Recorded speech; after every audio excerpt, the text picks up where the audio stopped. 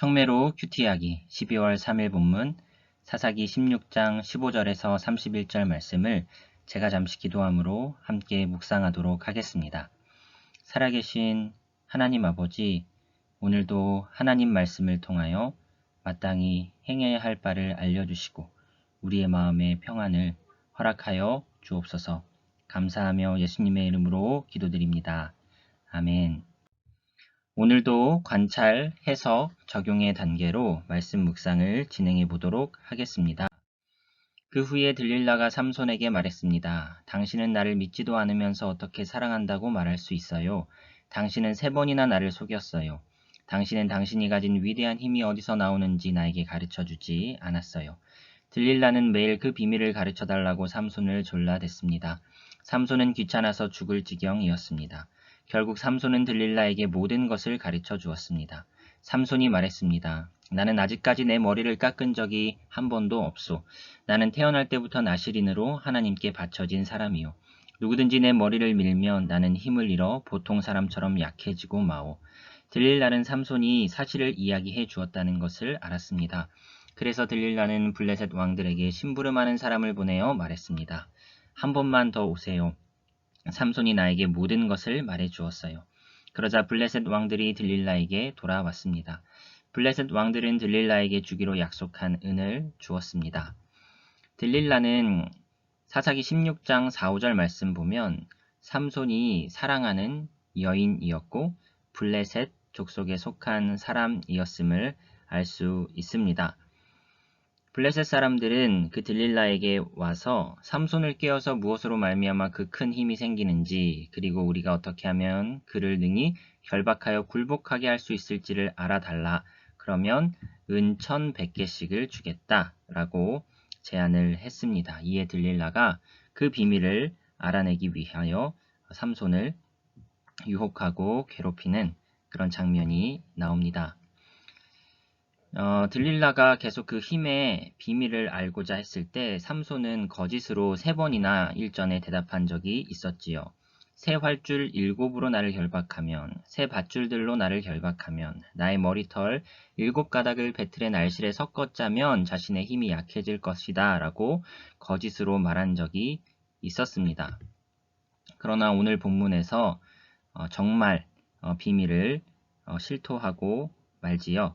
우리 17절에 나시린으로 하나님께 바쳐진 사람이다 라는 표현이 있는데, 나시린이 무슨 뜻인지, 우리 우선 그 들릴라가 블레셋 지역에 이제 소렉 골짜기에 있었던 사람이다라고 소개가 되는데, 이 소렉 골짜기의 위치가 이 정도가 되겠습니다.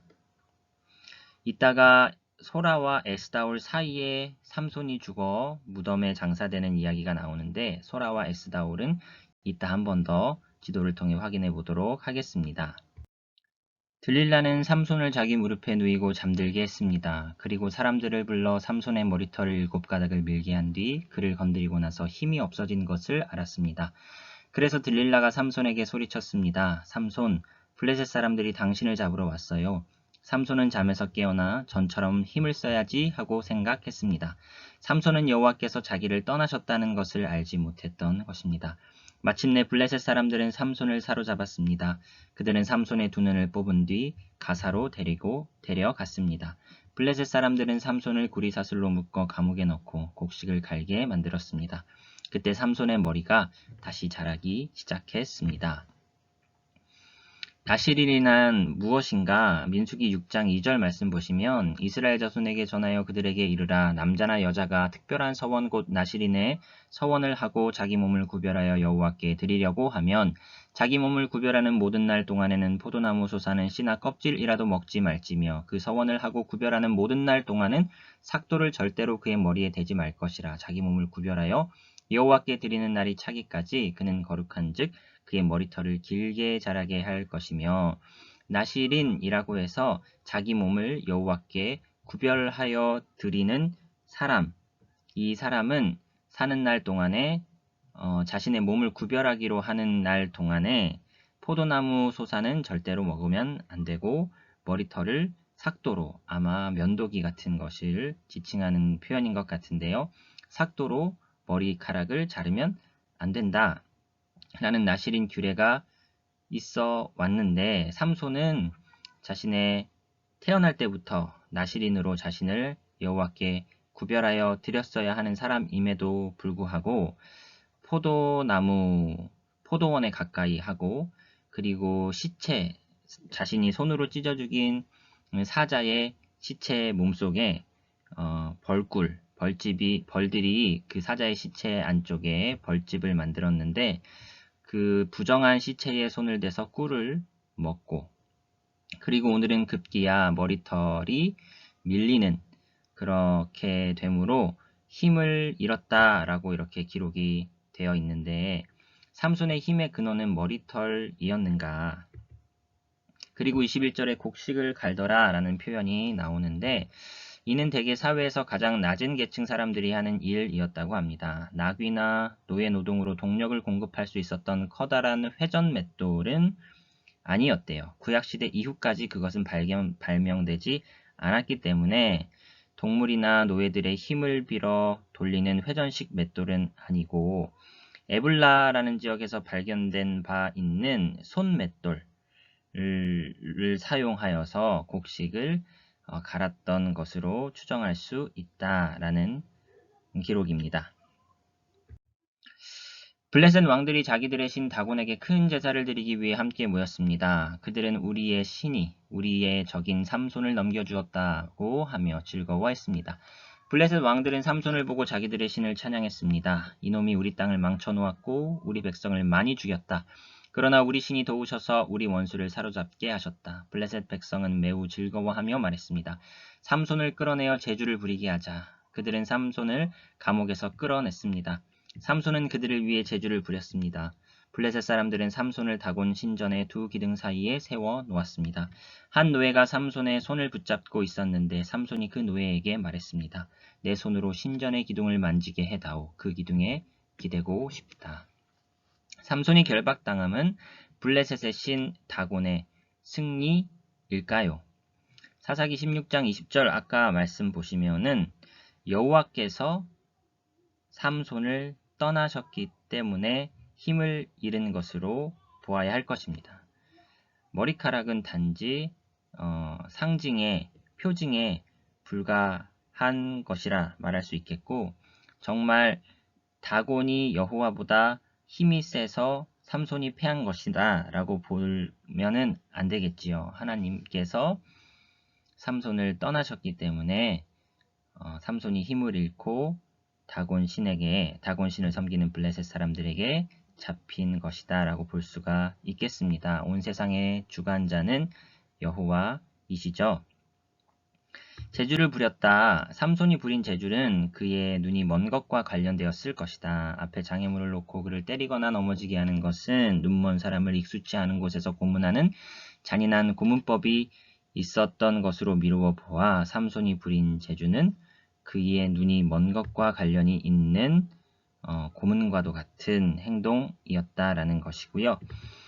신전의 기둥, 이 시기 신전의 기둥들은 종종 나무로 만들었으며 돌로 된 받침대 위에 세워져 있었다. 그 기둥들은 지붕의 무게에 의해 제자리를 지키고 있었다. 텔카실레라는 지역에 있는 철기시대 1기의 신전 중 가장 큰 것은 가로 7.5m, 세로 13.5m 가 철기 시대의 가장 큰 것이었다고 하는데, 생각보다 그렇게 큰 사이즈는 아니었던 것으로 추정해 볼 수가 있겠다라는 것입니다. 그 신전은 남자와 여자로 가득 차 있었습니다. 블레셋의 모든 통치자들도 거기에 있었고 지붕 위에도 남자와 여자를 합하여 3,000명가량 있었습니다. 그들은 삼손이 제주를 부리는 모습을 보고 있었습니다. 그때에 삼손이 여호와께 기도했습니다. 주 하나님, 저를 기억해 주십시오. 하나님, 저에게 한 번만 더 힘을 주십시오. 내 두 눈을 뽑아버린 이 블레셋 사람에게 원수를 갚게 해 주십시오. 그리고 나서 삼손은 신전 가운데 있는 두 기둥을 붙잡았습니다. 이 두 기둥은 신전 전체를 받치고 있었습니다. 삼손은 두 기둥 사이에 버티고 서서 오른손으로 한 기둥을 잡고 왼손으로 다른 기둥을 붙잡았습니다. 삼손이 말했습니다. 나는 이 블레셋 사람들과 함께 죽겠다. 그리고 나서 삼손이 있는 힘을 다해 몸을 굽혀 기둥을 밀어내자 신전이 왕들과 그 안에 있던 모든 사람들 위로 무너져 내렸습니다. 이렇게 해서 삼손은 살아있을 때보다도 죽을 때 더 많은 사람을 죽였습니다. 삼손의 형제들과 가족이 삼손의 시체를 거두어서 그의 아버지 마노아의 무덤에 묻어 주었습니다. 그 무덤은 소라와 에스다올 성 사이에 있습니다. 삼손은 20년 동안 이스라엘 백성의 사사로 있었습니다. 삼손이 죽임을 당했다. 삼손이 같이 자신의 목숨을 블레셋 사람들과 함께 희생시켰다라는 장면입니다. 여기에 소라와 에스다올 성 사이에 삼손의 무덤이 위치해 있다고 하는데 이 소라와 에스다올 사이 어딘가에 삼손의 무덤이 있겠다라고 추정을 해볼 수가 있겠습니다. 우리는 삼손 이야기를 오늘까지 마치고 내일부터 매일 성경 본문은 사사기 17장으로 넘어가게 되겠습니다. 해석입니다. 매일 성경을 참조하여 해석을 해보면 삼손은 나시린의 경건에는 전혀 관심이 없으면서 긴 머리카락의 표식에는 유독 집착하는 위선을 보여준다라고 해석이 되어 있네요. 이 시대의 그리스도인이라는 내 정체성은 어디에서 비롯되고 있습니까? 여러분, 내가 그리스도인의 참된 정체성은 예배당 나가는 것, 요즘에는 코로나로 온라인으로 예배를 하기 때문에 우리 그리스도인이라는 정체성을 그렇게 눈에 보이는 것 외에 어떠한 것으로 우리의 정체성을 확립할 수 있을지 생각해 보게 하는 해석인 것입니다. 삼손은 머리털이 깎여서 힘을 쓰지 못한 것이 아니라 하나님이 함께하지 않으셨기에 무능력하게 된 것입니다. 다시 삼손의 머리털이 자라게 하십니다. 머리털에 담겨있던 마법적인 힘이 다시 돌아온다는 의미가 아니라 나시린으로서의 거룩한 구별과 헌신의 표식이 새로이 시작된다는 뜻으로 보자라는 것입니다. 무력한 삼손을 하나님과 동일시하며 조롱하고 우상 다곤의 승리를 찬양하는 블레셋 사람들을 심판하시죠. 그들은 이스라엘의 진정한 사사가 삼손이 아닌 하나님이요 삼손과 이스라엘을 그들에게 넘긴 것은 다곤이 아니라 여호와이심을 인정하지 못하고 있었다라는 것입니다. 배경주석에 대한 해설을 참고를 해보면요.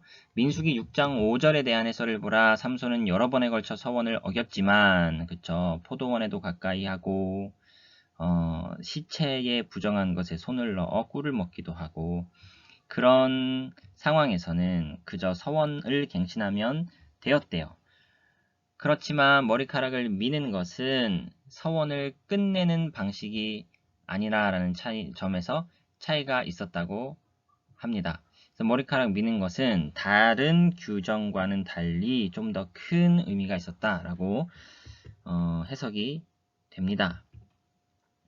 봉헌되는 머리털은 깎은 머리털이 아니라 깎지 않은 머리털이다. 보통 이방 종교에서는 머리털을 깎으면 깎은 머리털로 무언가를 하는데 성경이 말하는 이 머리털을 깎는 장면은 머리털을 깎지 않고 이 남은 머리털이 몸에 붙어있는 그 머리털이 더 의미를 지닌다라는 점에서 우리 성경에 나온 이 구약의 종교가 당대의 이방 종교와 구분되는 점이다라고 지적을 하고요.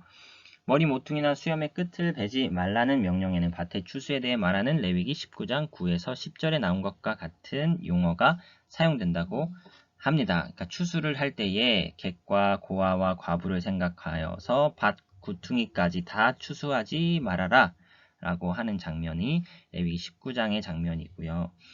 한편으로 머리털을 잃는 일은 수치스러운 일이다. 고대 세계에서 자신을 주변 사람과 구별할 때 또한 사회로 재편입하는 행동으로 머리털을 미는 관습이 이용되었다라고 합니다. 아마 나시린의 경우는 자신의 머리털을